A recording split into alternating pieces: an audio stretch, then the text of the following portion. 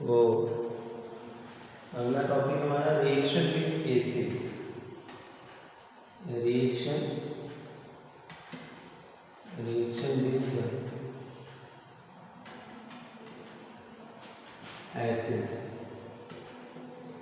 Acid के साथ reaction कैसे होता है? एसिड के साथ रिएक्शन, सभी जो अल्कली मेटल है वो highly reactive toward the acid है और हाइड्रोजन को डिप्लेस करते हैं मैग्नीशियम को छोड़ करके, ठीक है ना। All alkaline earth metal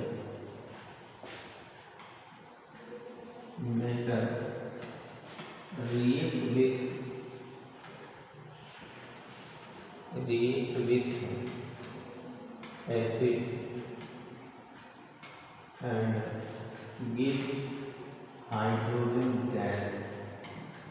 okay, hydrogen gas.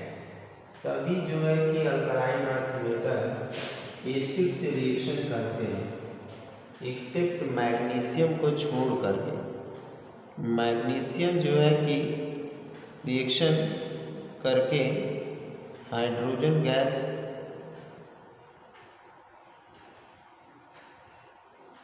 जो है कि इसके साथ जल्दी नहीं देता है, ठीक है। HNO3 के साथ, सभी एसिड के साथ तो रिएक्शन होता है। जैसे कोई भी मेटल अल्कली मेटल है, इसका हम HCl से रिएक्शन करा दें तो यहाँ पे MCl2 टाइप का कंपाउंड बन जाएगा और हाइड्रोजन गैस निकल जाएगी, ठीक है। और अगर मेटल का हम जो है H2SO4 से रिएक्शन करा दें तो यहाँ से जो है कि MSO4 टाइप का कंपाउंड बन जाएगा और हाइड्रोजन गैस निकलेगी। मेटल का अगर हम रिएक्शन जो है HNO3 से करा दें, HNO3 से, तो यहाँ पे जो है NO3 का होल प्राइस बन जाता है प्लस हाइड्रोजन गैस निकलती है, ठीक है।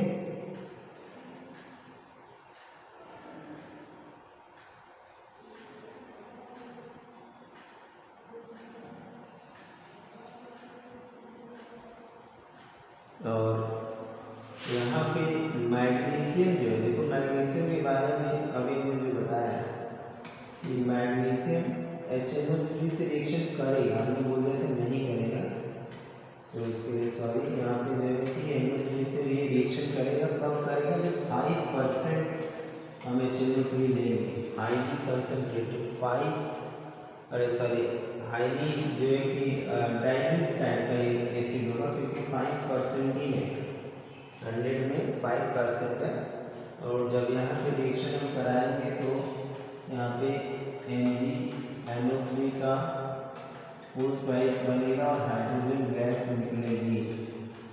लेकिन इसके अलावा छोड़ करके कोई अदर जो है अल्कली मेटल रिएक्शन नहीं करता है HNO3 के साथ, हाइड्रोजन गैस नहीं देता है HNO3 के साथ, ठीक है।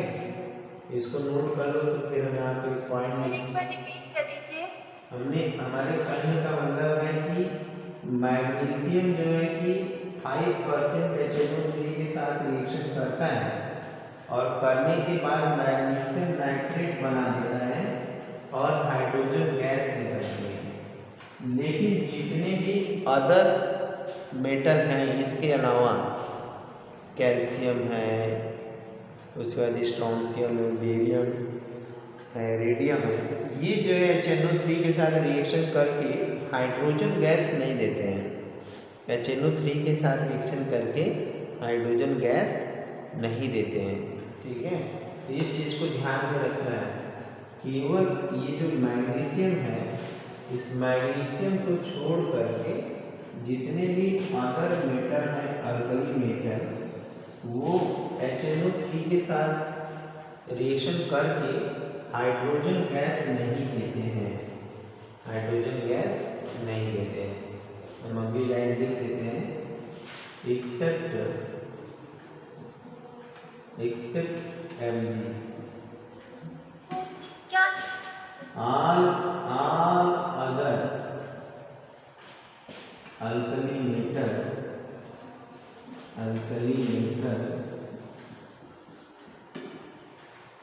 or sorry alkaline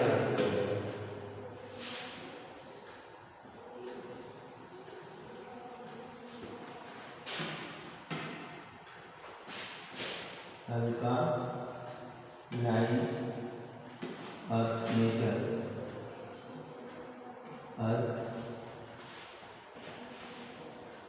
metal do not give hydrogen with HNO3। दूसरे कंपाउंड बना लेते हैं, दूसरे कंपाउंड बन जाएंगे मगर हाइड्रोजन गैस नहीं निकलेगी। ठीक है, हाइड्रोजन गैस नहीं निकलेगी। तो ये हो गई प्रॉपर्टी जो है कि। इसके बाद हम एक प्रॉपर्टी और देख लेते हैं, रिड्यूसिंग नेचर। नेक्स्ट हमारा है रिड्यूसिंग नेचर। रिड्यूसिंग नेचर तो जितने भी हमारे एल्कली मेटल हैं, अभी हमने देखा कि सर एक बार फिफ्थ स्लाइड ओपन करिए तो।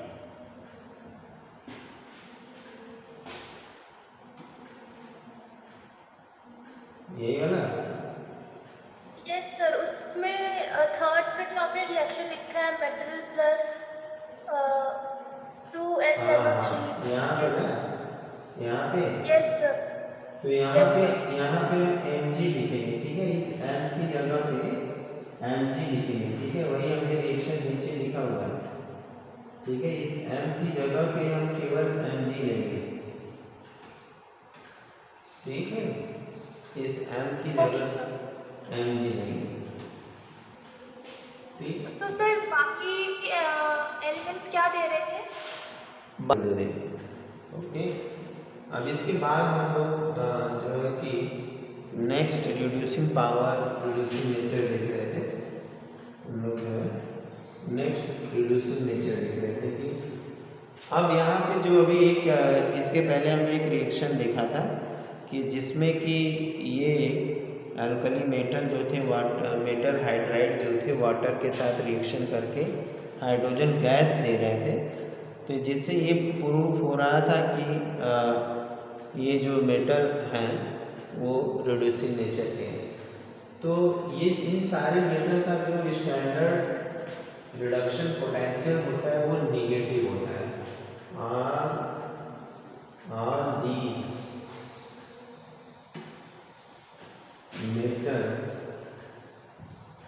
metals have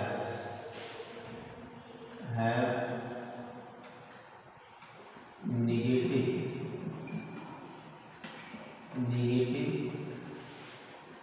standard reduction potential. इनका जो रिडक्शन पोटेंशियल होता है वो स्टैंडर्ड रिडक्शन पोटेंशियल निगेटिव होता है। क्या होता है? निगेटिव होता है। तो इस निगेटिव होने की वजह से जितने भी मेटल हैं, इतना नोट कर लो कि जितने भी मेटल हैं वो उनके लिए जो स्टैंडर्ड इलेक्ट्रोड पोटेंशियल है या रिडक्शन पोटेंशियल है वो हाईली निगेटिव है। क्या है? हाईली निगेटिव है। और हाईली निगेटिव होने की वजह से स्ट्रॉन्ग रिड्यूसिंग एजेंट का ये काम करते हैं। और ये जो रिडक्शन पोटेंशियल की जो निगेटिविटी है, निगेटिव वैल्यू, एक लाइन यहाँ पे लिखेंगे, निगेटिव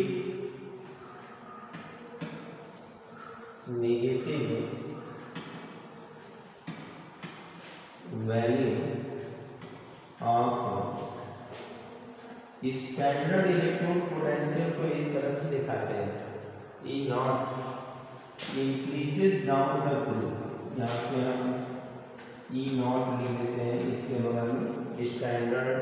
रिडक्शन पोटेंशियल के, ब्रैकेट में ई नॉट लिख दिया है। तो यहाँ से negative value of E nought increases down the group, तो इसीलिए जो नीचे और एलिमेंट होंगे उनका रिडक्शन पोटेंशियल और ज़्यादा नेगेटिव होगा, तो वो ज़्यादा से ज़्यादा रिड्यूस करेंगे, ज़्यादा से ज़्यादा क्या करेंगे, रिड्यूस करेंगे। ठीक है,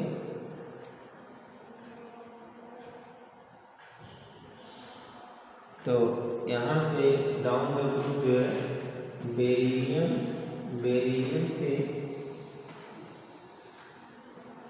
बेरियम तक ये रिड्यूसिंग पावर बढ़ता जाता है। ठीक है, रिड्यूसिंग पावर बढ़ता जाता है। ये किस चीज़ का ऑर्डर है, रिड्यूसिंग पावर का ऑर्डर है, रिड्यूसिंग पावर। अब इस रिड्यूसिंग पावर में अगर देखोगे तो सबसे कम रिड्यूसिंग पावर बेरिलियम की है और सबसे ज़्यादा रिड्यूसिंग पावर बेरियम का है, सबसे ज़्यादा रिड्यूसिंग पावर बेरियम का है। ठीक है, चलो अब इसके बाद हम नेक्स्ट आते हैं, हमारे प्रॉपर्टी है सोल्यूशन इन अमोनिया। ठीक है, सोल्यूशन इन अमोनिया, जहाँ समझ में ना आए तुरंत रोको टोको और पूछो। गेट नंबर 5 पे लिखा रहता है रोको एंड टोको, solution in ammonia.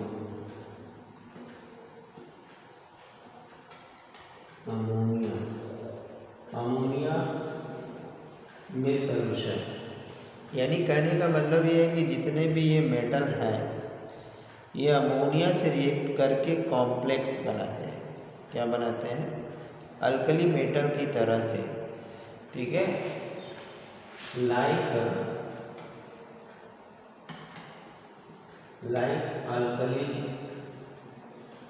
Alkali metal,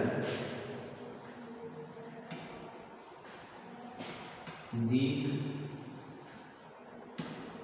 metals also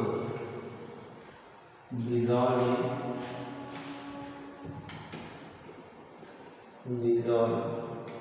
in ammonia। Ammonia में ये डिजॉल्व हो जाते हैं। ठीक है, और यहाँ पे क्या कलर देते हैं, एंड गिव डीप ब्लू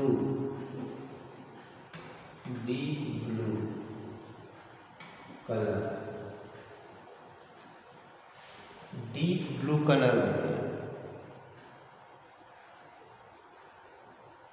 क्यों देते हैं colour, due to formation of, इसको नोट कर लेना, due to formation of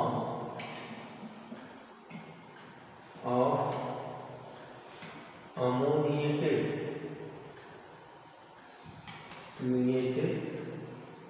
ion. Ammoniated ion बनाने के कारण जो है ये कलर डीप ब्लू कलर देते हैं। कहीं एग्जाम में पूछ सकता है कि डीप ब्लू कलर क्यों देते हैं, या वाइवा में पूछा जा सकता है कि ये जो alkaline earth metal alkali metal जो है तो डीप ब्लू कलर क्यों देते हैं। तो डीप ब्लू कलर इसलिए देते हैं कि अमोनिएटेड आयन बना देते हैं, अमोनिएटेड आयन बना देते हैं। जैसे कि यहाँ पे M मेटल हो गया, alkali metal, X plus y, ये अमाउंट ऑफ अमोनिया हो गया NH3। अब इसमें क्या होता है कि ये जो मेटल है, मेटल रिएक्शन करता है अमोनिया के साथ, तो कॉम्प्लेक्स बनाता है कैटायन के फॉर्म में, और कॉम्प्लेक्स बनाता है कैटायन के फॉर्म में, और जो है कि एनायन बनाता है अमोनिएटेड। ठीक है, यहाँ पे रहेगा NH3 होल x पावर में -2, पावर में -2। अब जो दूसरा कंपाउंड यहाँ पे बनेगा, क्योंकि हमने यहाँ पे क्या लिया है x प्लस 2y, तो यहाँ से हो जाएगा 2 ब्रैकेट में, यहाँ हो जाएगा इलेक्ट्रॉन, यहाँ हो जाएगा NH3, यहाँ पे होल हो जाएगा y, और यहाँ स्क्वायर ब्रैकेट हो जाएगा। इस स्क्वायर ब्रैकेट पे 2 माइनस हो जाएंगे, 2 प्लस और 2 माइनस, ठीक है। इस सर उधर तक दिख नहीं रहा है, इधर तक दिख नहीं रहा है।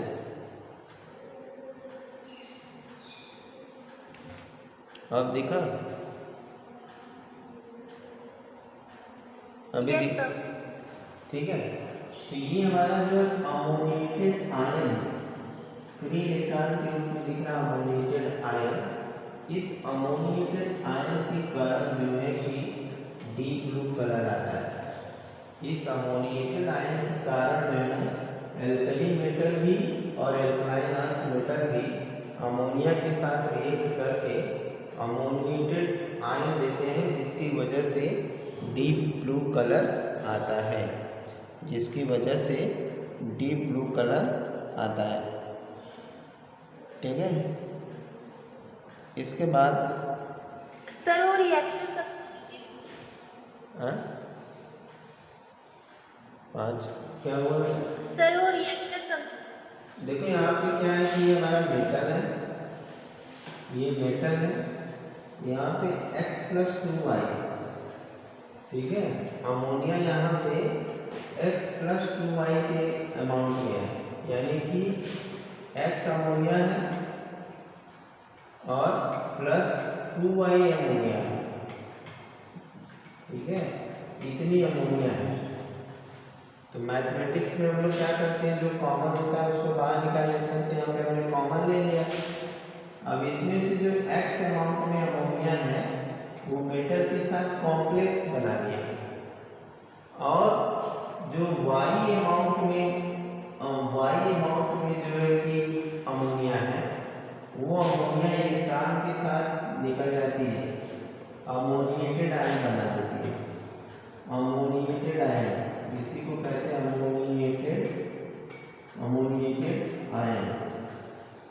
ये हमारा अमोनिएटेड आयन है, ठीक है। तो ये अमोनिएटेड आयन जो होता है वो फ्री इलेक्ट्रॉन के फॉर्म में होता है, और उसी फ्री इलेक्ट्रॉन के कारण जो है कि यहाँ पे डीप ब्लू कलर हमें दिखाई देता है। अंडरस्टैंड? No sir. नहीं समझ आया? कहने का मतलब देखो, किसी चीज़ का कलर क्यों आता है, सबसे पहली बात। अब इसको यहीं पे हम चलने देते हैं। अब देखो आगे वाली प्रॉपर्टी, अब इसमें हम लोगों ने लगभग सारी केमिकल प्रॉपर्टी पढ़ ली। अब इसमें जो है कि इम्पॉर्टेंट कंपाउंड्स को तो छोड़ दिया गया है, फिर भी एक बार सारे कंपाउंड्स को यहाँ पे आप लोग देख जरूर लीजिएगा कंपटीशन के पॉइंट ऑफ व्यू से। अब हम लोग जो है कि नेक्स्ट पी ब्लॉक स्टार्ट कर लेंगे। तो यहाँ पे ध्यान क्या देना है कि कहने का मतलब है कि जितने भी अल्कली मेटल हैं और अल्कलाइन अर्थ मेटल है, ये सभी अमोनिया में डिसॉल्व हो जाते हैं, ठीक। इतनी बात समझ आई? अमोनिया में डिसॉल्व हो जाते हैं। तो जब अमोनिया में डिसॉल्व होते हैं तो इनका जो कलर होता है वो डीप ब्लू कलर आता है। अब ये डीप ब्लू कलर किसके कारण आता है? ये डीप ब्लू कलर किसके कारण आता है? तो डीप ब्लू कलर जो है यहाँ पे दो चीज़ें बनती हैं। एक तो देखो यहाँ कैटायन बना है, सॉरी यहाँ पे प्लस, इसको प्लस कर लेना, इसको माइनस कर लेना, ठीक है, गलती से माइनस निकाल लिया। अब यहाँ पे कैटायन बना है और यहाँ पे एनायन बना है। अब ये एनायन जो हमारा है वो अमोनिएटेड इलेक्ट्रॉन है। क्या है? Ammoniated electron. और हम लोग जानते हैं कि कोई भी कलर के लिए रिस्पॉन्सिबल कौन है? इलेक्ट्रॉन का एक साइड होना और ग्राउंड स्टेट में आना, यानी फ्री इलेक्ट्रॉन का प्रेजेंट होना इस बात को बताता है कि ये कलर आएगा। अगर वहाँ फ्री इलेक्ट्रॉन नहीं होगा तो वहाँ पे कलर नहीं आएगा। अगर सारे इलेक्ट्रॉन पेयर्ड हो, ठीक है, इलेक्ट्रॉन सारे पेयर्ड हो, बाउंडेड हो, तो वो कलर नहीं देते हैं। तो यहाँ पे कलर किसकी वजह से आ रहा है? इस अमोनिएटेड इलेक्ट्रॉन के कारण आ रहा है। अमोनिएटेड इलेक्ट्रॉन के कारण ही आता है deep blue colour. I hope ये बात समझ में आ गई होगी। यस सर, बस इस स्लाइड की पिक्चर लेके ग्रुप पे सेंड कर दीजिएगा। क्यों? सर क्लियर नहीं है ना, पूरा रिएक्शन साफ साफ नजर नहीं आ रहा। चलो अभी हम रिएक्शन इसको फिर से लिख रहे हैं। यहाँ पे असल में ये जो प्रोजेक्टर है ना, प्रोजेक्टर को जो एक जाली में लगाया गया है, तो जाली की वजह से यहाँ पे ऐसा हो रहा है, ठीक है। चलो अच्छा, हम फिर यहाँ से एक बार इसको, इस रिएक्शन को हम फिर से एक बार लिख देते हैं, क्योंकि फोटो खींचना मुश्किल है। यहाँ पे देखो, ये हमारा x + 2y, ये अमोनिया है। Is it clear? इसके बाद यस सर, अब क्लियर। तो यहाँ पे m और NH3 होल x पावर में +2 हो जाएगा। इसके साथ जो बनेगा वो बनेगा 2 इलेक्ट्रॉन, यहाँ पे NH3 होल y -2, ठीक है। तो ये है हमारा ammoniated electron, ammoniated electron, ammoniated electron. ये अमोनिएटेड इलेक्ट्रॉन जो है यहाँ पे मिल गया, जिसकी वजह से हमें डीप ब्लू कलर मिलता है। इस अमोनिएटेड इलेक्ट्रॉन के कारण ही हमें क्या मिलता है? डीप ब्लू कलर मिल जाता है। आई होप समझ में आ गया होगा। Yes sir. चलो ठीक है, फिर इसमें लगभग हमने सारे पॉइंट देख लिए हैं। और इसमें जो है कि एक चीज़ हमें यूज़ वगैरह तो इतना नहीं पूछा है, मगर एक बार कंपटीशन के पॉइंट ऑफ व्यू से सारी टॉपिक को देखना चाहिए हमें जितना अपने टर्म 2 की एग्ज़ाम के लिए तैयारी करेंगे तो हम उतना ही पढ़ेंगे, लेकिन इस समय के साथ साथ अगर हम वो सारी चीज़ें भी एक नज़र पढ़ते चलते हैं तो बाद में एग्ज़ाम के समय जो है दोहराने में थोड़ा फ़ायदा होता है। एग्ज़ाम के समय दोहराने में थोड़ा सा फ़ायदा होता है, और अगर इस समय एक बार भी ना पढ़े रहेंगे तो उस समय जो है कि बहुत ज़्यादा पढ़ना पड़ेगा हमें। तो इस बात को ध्यान में रखते हुए कि हम लोग को जो चीज़ें छूट रही हैं या डिलीटेड हैं उसे एक बार, एटलीस्ट एक बार ध्यान से उसको पढ़ लें, ठीक है।